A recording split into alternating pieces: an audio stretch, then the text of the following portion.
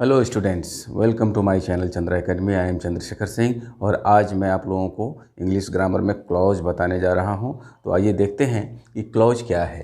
Clause को हिंदी में उपवाक्य कहा जाता है। तो क्लॉज वैसे शब्द समूह को कहा जाता है जो किसी वाक्य का अंश हो और जिसमें एक सब्जेक्ट और एक फिनाइट वर्ब हो। कहने का मतलब ये है कि वैसे शब्द समूह जिसमें एक सब्जेक्ट और एक फिनाइट वर्ब हो। जैसे सामने दिया गया है एक sentence, the book that is on the table is mine. तो इसमें हम देखेंगे कि इसमें कौन कौन क्लॉज है। The book is mine. देखिए, एक वाक्य तो ये हो गया, द बुक इज़ माइन, और दूसरा हो गया that is on the table. तो ये दो तरह के वाक्य हो गए हैं। ये परिभाषा के अनुसार कि वैसे शब्द समूह को क्लॉज कहते हैं जो किसी वाक्य का अंश हो। यानी जैसे ये एक वाक्य है, द बुक इज़ माइन, उसका अंश ये है, तो ये इसका क्लॉज है। तो अब हम ये देखते हैं कि क्लॉज के कितने प्रकार होते हैं और उसे हम समझते हैं। तो क्लॉज दो प्रकार के होते हैं, प्रिंसिपल क्लॉज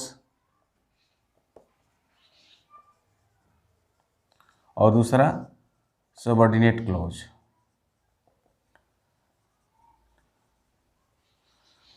इसको कहा जाता है मेन क्लॉज भी कहा जाता है,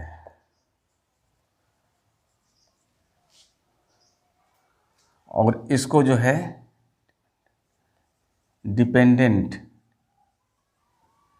क्लॉज भी कहते हैं। हिंदी में इसको हम कहेंगे मुख्य उपवाक्य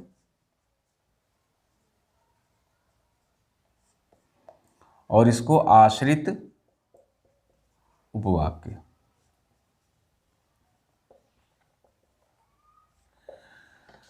तो क्लॉज दो प्रकार के होते हैं, प्रिंसिपल क्लॉज, सबऑर्डिनेट क्लॉज।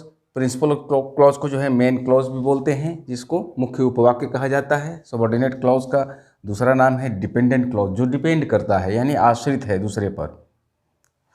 तो इस वाक्य में हम ये देखते हैं, ऊपर वाले वाक्य में, कि द बुक इज माइन, यह पूरा अर्थ देता है। यह वाक्य पूरा अर्थ देता है और यह पूरा अर्थ नहीं देता है।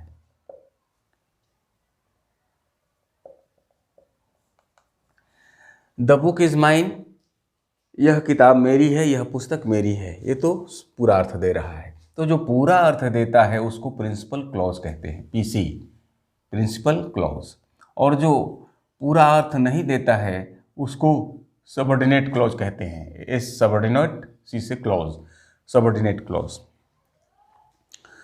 तो ये पूरा अर्थ कब देगा? That is on the table, ये पूरा अर्थ तब देगा जब ये मेन क्लॉज के साथ जुटेगा।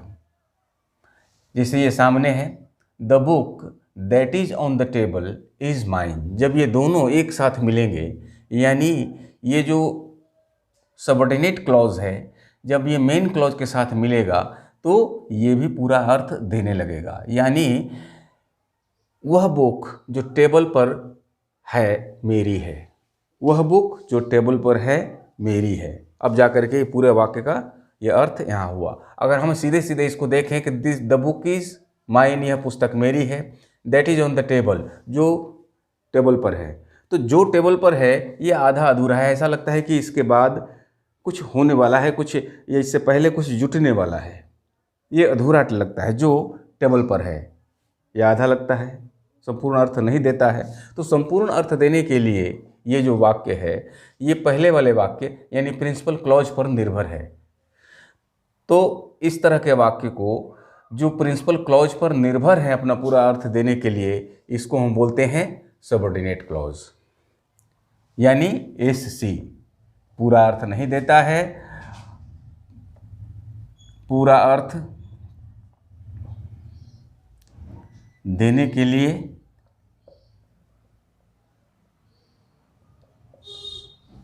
यह principal clause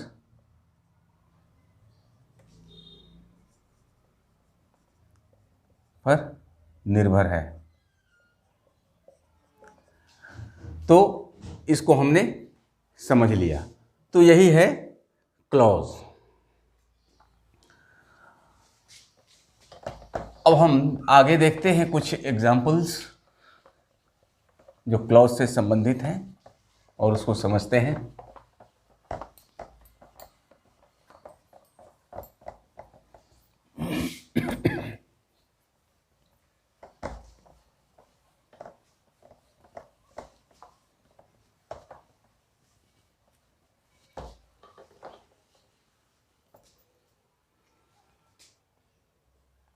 I saw a man who was blind। देखिए ये भी एक एग्जाम्पल हुआ। I saw a man who was blind, मैंने एक आदमी को देखा जो अंधा था। तो इस तरह के वाक्य जो who, what, that, इन सब कंजंक्शन से जुड़े होते हैं वो क्लॉजिकल सेंटेंस कहलाते हैं, उपवाक्य वाले ये जो वाक्य कहलाते हैं। तो इस तरह के वाक्य में दो वाक्य एक साथ होते हैं। एक वाक्य मुख्य वाक्य होता है और दूसरा आश्रित उपवाक्य होता है। तो आई सॉ ए मैन में दो वाक्य हैं, I saw a man who was blind, इसमें दो वाक्य हैं। आई सॉ ए मैन, मैंने एक आदमी को देखा, ये है principal clause. Who was blind,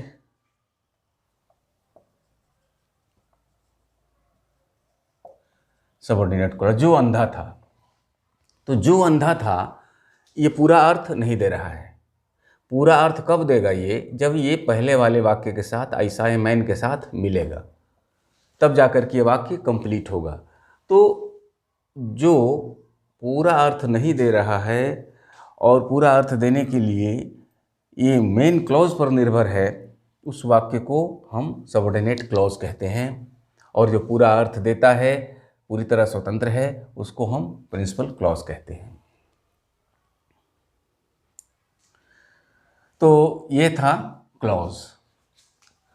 अब हम देखते हैं सबऑर्डिनेट क्लॉज।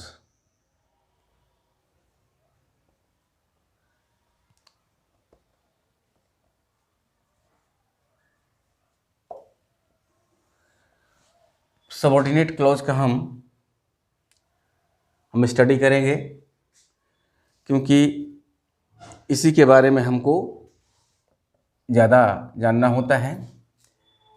ये तीन प्रकार के होते हैं।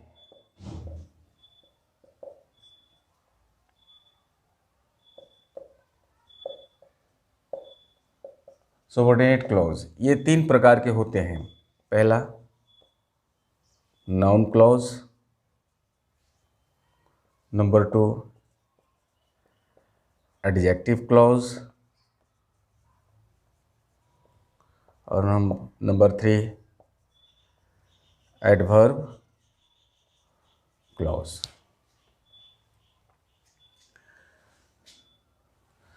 तो यह क्लॉज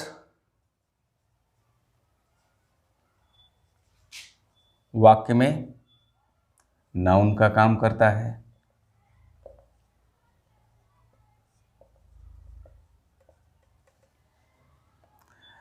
यह क्लॉज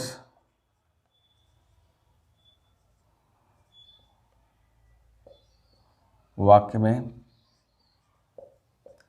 एडजेक्टिव का काम करता है,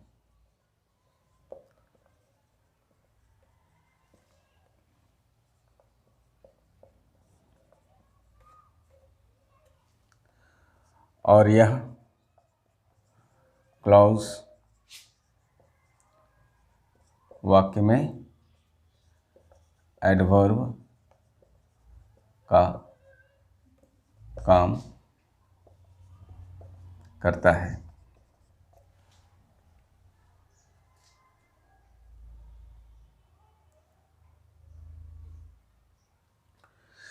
तो ये था सबऑर्डिनेट क्लॉज के प्रकार।